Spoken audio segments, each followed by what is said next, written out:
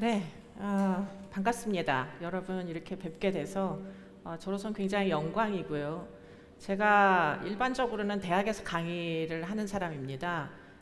저는 연구자라고 생각을 하고 있고요.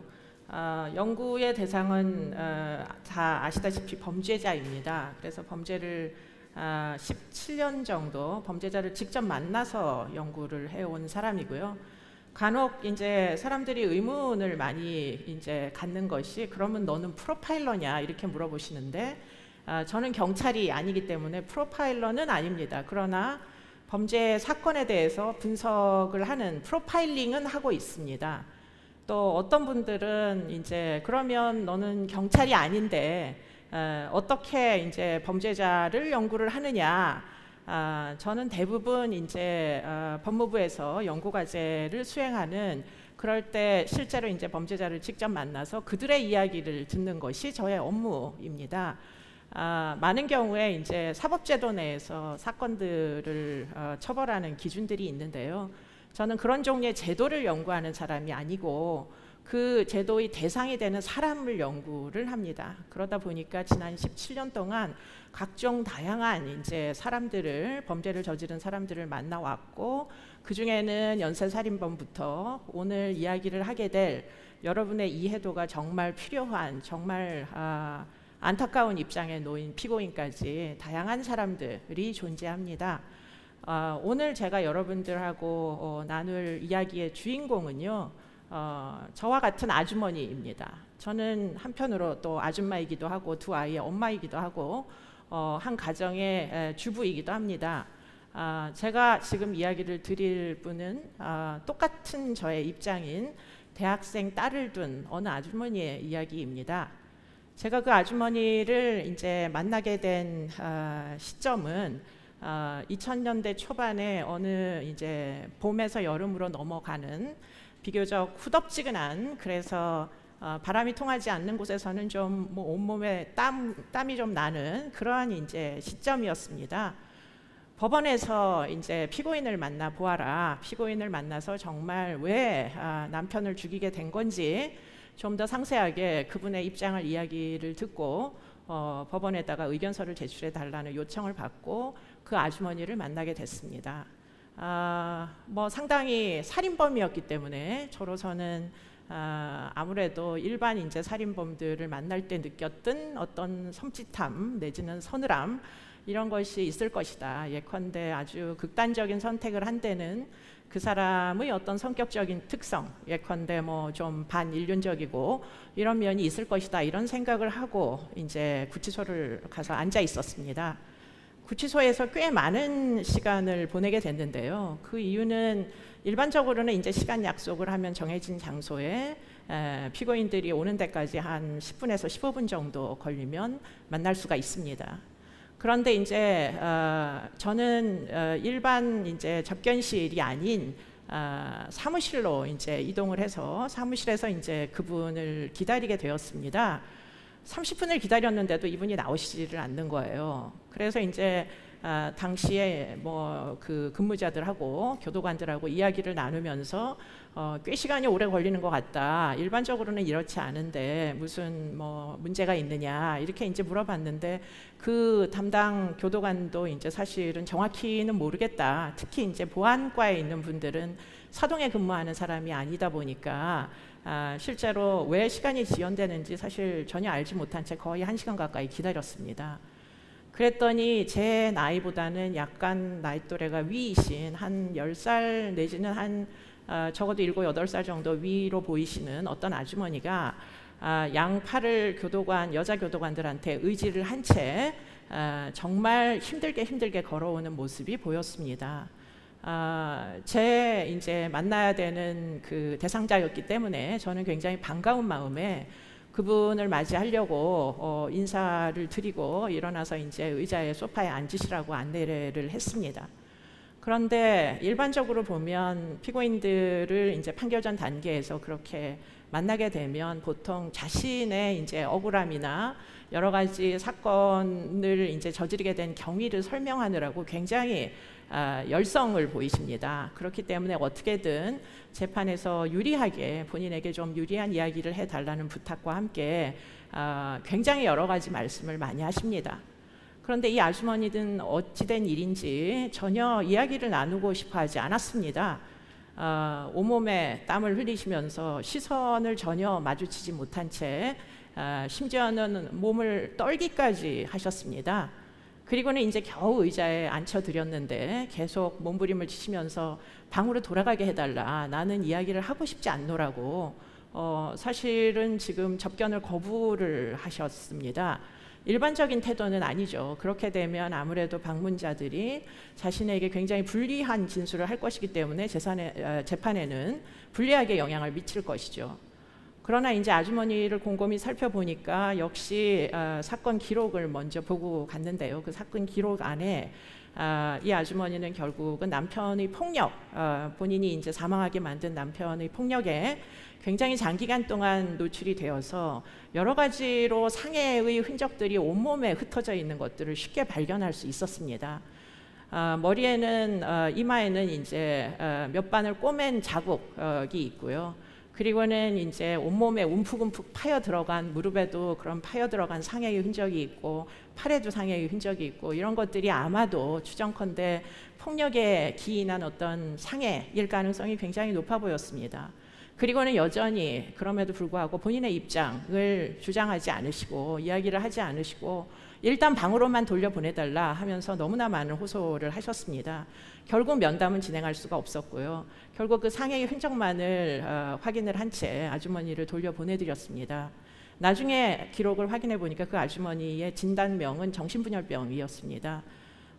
결국에는 사실은 면담을 진행하지를 못한 채 뭐 여러 가지 이제 문서를 뒤지기 시작했습니다. 수사 기록도 뒤져보고 공판 기록도 뒤져보고, 그리고는 그런 식으로 장기간 동안 학대에 놓여 있던 사람이 결국은 제정신을 놓친 채 본인을 학대하던 가해자를 오히려 살해하게 되는, 지금 이 피해자와 가해자가 뒤바뀐 사건들은 도대체 재판이 어떻게 진행되는지 외국의 판례들을 뒤지기 시작했습니다. 소위 피학대 여성들의 배우자 살해 사건의 첫 번째 사례, 제가 만나본 첫 번째 사례였습니다.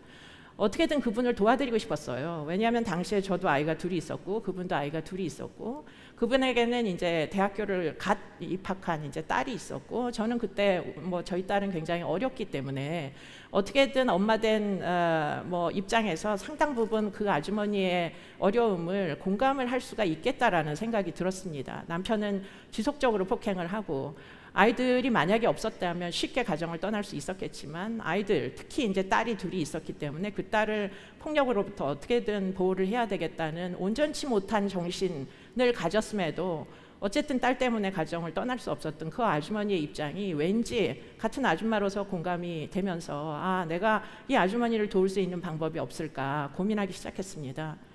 판례들을 뒤져보니까 정당방위의 개념이라는 게 있는데요. 외국 같으면 특히 이제 영미법 체제의 국가에서는 지금 이런 사건에서 많은 경우에 정당방위를 인정해 준 사례들이 있었습니다. 우리나라의 정당방위와 요건은 거의 흡사합니다. 정당한 방위라는 것은 생명의 위협이 현재 진행형으로 계속되는 상태에서 결국에는 생명의 위협을 느낀 피해자가 자신의 신변을 보호할 목적으로 본인에게 생명의 위협을 가하는 사람을 상대로 반격을 해서 결국에는 피해자와 가해자가 뒤바뀌게 되는 상황이 유발이 되는 것이죠. 그랬을 때 그 방위의 행위를 정당하다. 왜냐하면 누구나 자기의 목숨은 소중하기 때문에, 그렇기 때문에 목숨을 지키기 위해서 한 행위에 대해서는 정당함을 법적으로 인정해 주는 개념이 정당방위입니다. 가정폭력 사건에 결과적으로 학대를 하던 사람을 사망에 이르게 한 사건들에서도 이 정당방위가 인정이 되어야만 하는 것은 아닐까, 사실 우리가 의문을 가질 수가 있죠. 저도 그때 그 당시에 그런 의문을 가졌습니다. 이 벌벌 떨면서 자기 입장도 대변하지 못하는 이 아주머니를 위해서 제가 할 수 있는 일은 무엇인가, 심리학을 20년씩이나 공부한 제가 그 아주머니를 위해서 써야 하는 의견서의 내용은 도대체 무엇이 돼야 될 것인지 사실은 굉장히 심각하게 고민했습니다. 결과적으로 두 가지 요건이 정당방위에는 필요한데요. 아까 말씀드린 대로 생명의 위협을 느낄 정도로 아주 심각한 그런 이제 상당한 폭력이라는 상당성의 원칙과 목숨의 위협이 현재 진행 중이다라는 현재성의 원칙 두 가지가 모두 충족이 되어야 정당방위가 인정될 수 있었습니다. 외국의 경우에는 실제로 장기간 동안 피학대 여성이었다가 결국에는 학대하는 남편을 사망에 이른 사건에서 정당방위가 인정된 판례들이 존재합니다. 그러나 우리나라에는 지금까지 단 한 번도 정당방위가 인정된 적이 없는데요. 그런 연유는 지금 상당한 폭력이 있었다는 것은 그분의 몸에 남은 상해의 흔적으로 충분히 입증이 가능합니다. 응급실 기록도 있고 뭐 여러 가지 수술 기록이나 갑자기 이제 남편의 폭력으로 여러 번 이제 다쳐서 그것을 목격한 사람들도 많이 있고요. 또 경우에 따라서는 이웃이 가족이 이 어머니가 얼마나 그 남편으로부터 폭력을 많이 받았는지 진술을 해줄 사람들도 많이 있었습니다. 그렇기 때문에 상당한 폭력에 놓여 있었다. 그것도 아이가 어릴 때부터 아이가 어른이 될 때까지 가정을 떠나지 못한 채 폭력 속에 놓여 있었다는 것은 그들의 진술과 여러 가지 의료 기록으로도 입증이 가능합니다. 그런데 문제는 이 분들이 남편을 공격하게 되는 그 시점은 언제나 폭력이 종결된 상태에서 남편에게 결국은 치명적인 폭력을 행사하게 되는데요. 그 연유는 폭력이 진행 중에는 사실 이분들은 단 한 번도 과거에 제대로 저항을 해보고 그 폭력으로부터 빠져나온 경험이 없기 때문에 사실 적극적으로 대응을 하지 못한다는 어떤 독특한 심리 상태에 놓이게 됩니다. 아, 나는 저항해봤자 이 혼인관계를 종결할 수 없다. 남편의 폭력으로부터는 도저히 빠져나올 수 없다라는 일종의 무기력 상태가 장기간 동안 학습이 되어서 내가 아무리 노력을 해도 이 지옥 같은 공경 속에서는 난 빠져나올 수 없다. 내 힘으로는. 경찰에다 신고도 해봤고 상담소에 전화도 해봤고 그 누구도 이 폭력을 중단시켜준 적이 없다라는 경험은 결국에는 폭력 속에 순응하는 그야말로 학습된 무기력의 상태로 이 아주머니들을 빠뜨리게 됩니다. 그래서 결국에는 저항을 하지 않고 지내다가 마지막 순간 정말 죽을 것 같을 때에 결국은 공격을 하게 되는데요. 그 순간들이 공교롭게도 모두 남편들이 자고 있을 때나 흉기를 들고 난동을 피다가 잠깐 한눈을 팔 때나 또는 흉기를 내려놓고 뭐 딴 일을 할 때 그럴 때 이제 남편이 휘두르던 흉기나 또는 자고 있는 남편을 베개로 사망에 이르게 하는 것이 이 사건들의 본질입니다. 그렇기 때문에 정당방위 요건 중에 현재 진행형이라는 것은 요건 충족이 될 수가 없습니다. 원천적으로. 그럴 때 이제 사용하는 개념이 영미법의 판례들에서는 외상 후 스트레스 장애라는 진단입니다. 아까도 말씀드린 대로 이 장기간 동안 폭력 피해에 노출이 되면 여성들의 심리 상태가 또는 뭐 여성이 아닐 수도 있습니다만 이 취약한 사람들의 심리 상태가 굉장히 무력하고 사실은 아무 짓도 못하게 되는 그런 독특한 심리 상태가 되면서 동시에 생명의 위협이 진행 중이지 않을 때도 본인을 폭행하던 사람을 보면서 예컨대 잠든 남편을 보면서 언제 벌떡 일어나서 나의 목을 조르러 올지도 모른다라는 위기감을 느끼게 된다는 거죠. 그렇기 때문에 결국에는 그 생명에 대한 공포 때문에 사실은 그 생명에 위협을 주는 사람을 공격하게 된다는 것이 결국에는 외상 후 예컨대 폭력 사건이 끝나도 트라우마가 끝나도 그 이후에 계속 진행 중인 그 극도의 심각한 스트레스 상황 때문에 일종의 현실 착각 때문에 폭력을 방어적인 목적에서 행사하게 된다. 그래서 가해자를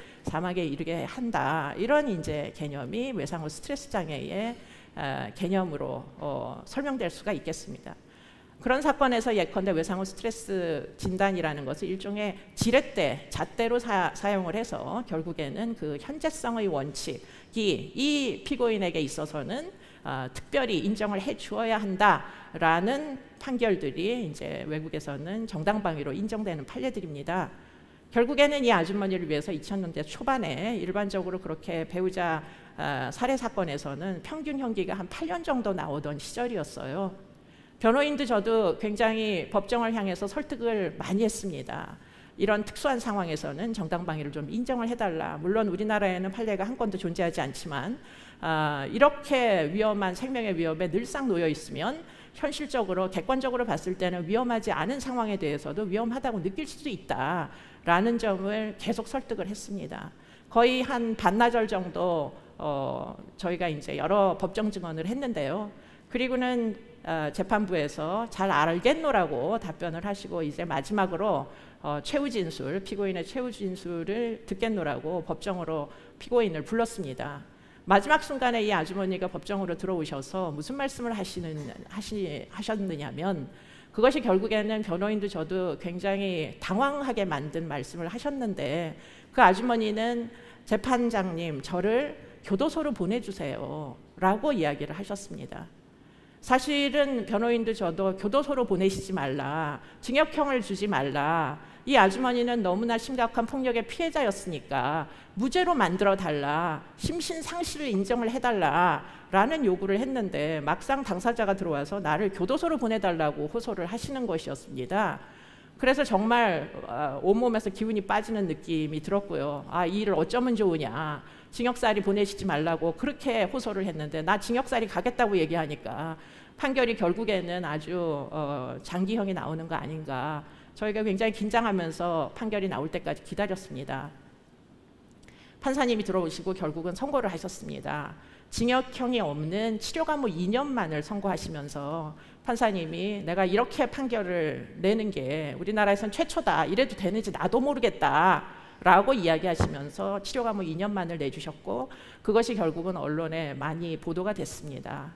제가 조력을 기울인 사건에서 어떻게 결과가 변화할 수 있는지 저는 그 사건을 보면서 굉장히 많이 느꼈고요. 일종의 피고인의 입장을 이해를 시키고 공감을 느끼게 해주는 게 사실은 변화를 유발할 수 있구나.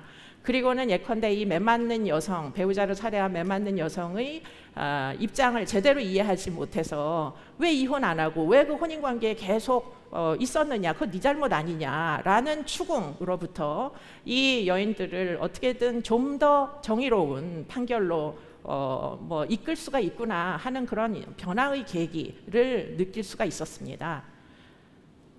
사법적인 정의라는 건 제가 느낄 때 공감으로부터 사실은 출발한다. 이 아주머니의 고통을 재판부가 이해하도록 만든 일, 그리고는 우리 사회에 굉장히 중대한 공감으로 사회 정의가 바뀐 게 있는데요. 사법적인 정의가. 그게 바로 성범죄입니다. 아동 성폭력 살해가 된 아이들이 많이 있었습니다. 그전에도. 그런데 나영이는 유일하게 생존을 했습니다. 그래서 나영이가 이제 이야기를 하기 시작한 거죠. 많은 국민을 대상으로, 많은 사람들을 대상으로 정말 죽을 정도로 힘들었고 성폭행이란 이 정도로 고통을 줄 수 있는, 정말 평생 동안 고통을 줄 수 있는 일이라는 점을 호소하기 시작했습니다. 많은 사람들이 공감을 했고요. 그 공감이 결국에는 10년 전보다 지금 형량이 10년 전에 기껏해야 3년이었습니다. 그런데 지금은 무기징역까지 나오도록 정말 많은 변화를 이끌어냈습니다. 정의라는 것이 제가 생각할 때는 결코 어떤 특정한 정부기관에서 만든 기준에 의해서 실현되는 것은 아니라는 생각을 합니다.